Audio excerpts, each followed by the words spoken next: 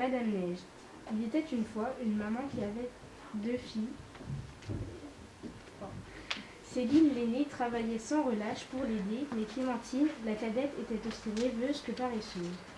Un jour, Céline filait de la laine assise au bord du puits. Soudain, sa quenouille lui échappa des mains. Elle glissa dans le trou noir. Elle essaya vite de la rattraper, mais elle perdit l'équilibre et tomba elle aussi dans le puits. Tout se mit à tourner autour d'elle et elle s'évanouit. Lorsqu'elle revint à elle, Céline fut étonnée de se retrouver dans un magnifique verger. De petites voix nassillardes se firent alors entendre. Vite, sors-nous du four, nous sommes assez cuits. Où suis-je? Qui parle? C'est nous sommes les pains. Pose-nous sur l'herbe pour que nous refroidissons, s'il te plaît. Alors Céline prit les pains chauds et dorés avec précaution et les posa dans la prairie. Puis une autre voix l'interpella. Oh, le poids de toutes ces pommes fait plier mes branches. Elles risquent de se briser. S'il te plaît, petite, aide-moi. Veux-tu cueillir ces fruits pour me soulager? Céline, le cœur sur la main, cueillit toutes les pommes et les rangea soigneusement au pied de l'arbre. Le soir tomba, l'air devint plus frais. Céline se dit qu'elle ferait bien de trouver une maison pour la nuit. Soudain, au détour d'un sentier, elle se trouva dans une clairière enneigée face à une chaumière dont le toit était couvert de neige fraîche. Comment est-ce possible? Tout à l'heure, je cueillais des pommes sous un beau ciel bleu. Puis, une vieille dame emmitouflée dans un gros manteau de fourrure vient à sa rencontre. Ne crains rien, je suis Madame Neige. Veux-tu habiter chez moi? En échange, tu feras les travaux ménagers qui deviennent trop fatigants pour moi. Céline s'amusait beaucoup. Elle faisait la vaisselle, frottait les parquets, lavait les fenêtres, toujours de bonne humeur, jamais découragée. Mais ce qu'elle aimait par-dessus tout, c'était secouer l'édredon de Madame Neige. Cet édredon était magique. Les plumes qui s'en échappaient se transformaient en flocons de neige et s'envolaient avec légèreté vers la terre. La vieille dame était très contente de cette jeune fille aimable et courageuse. Mais au fil des jours, Céline devint mélancolique. Elle pensait à sa maison, à sa maman qui devait certainement être triste de ne plus la voir. Même le petit chat de Madame Neige n'arrivait plus à la faire sourire. Tout est parfait ici, mais je voudrais rentrer chez moi. Ne t'inquiète pas, tu vas revoir les tiens.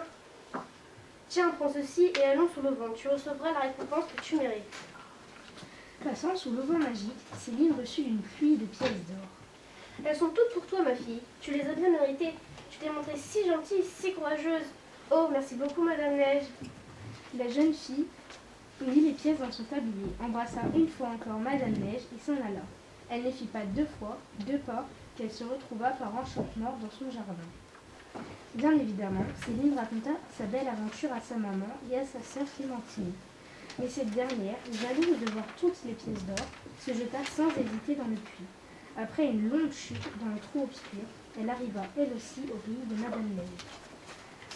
Comme sa sœur, elle rencontra les pins et le pommier, mais ceux-ci eurent beau la supplier, elle refusa de les aider. Je ne veux pas me salir les mains, ni risquer de me brûler. Puis, elle se dirigea vers la maison de Madame Neige. Là, tout comme sa sœur, Céline, Clémentine fut accueillie par la gentille vieille dame. Le premier jour, la jeune fille fit un effort et obéit aux demandes de Madame Neige. Mais le deuxième jour déjà, elle se mit à paresser. Et quand il s'agit de battre l'édredon, elle le fait si mollement que quelques flocons seulement s'envolèrent et tombèrent sur la terre. Madame Neige était bien déçue. Le troisième jour, Clémentine ne voulut même pas se lever. Si tu ne peux pas travailler, lève-toi donc pour recevoir ta récompense et rentrer chez toi. Clémentine se leva aussitôt, pensant qu'une pluie d'or allait s'abattre sur elle. C'est à peine si...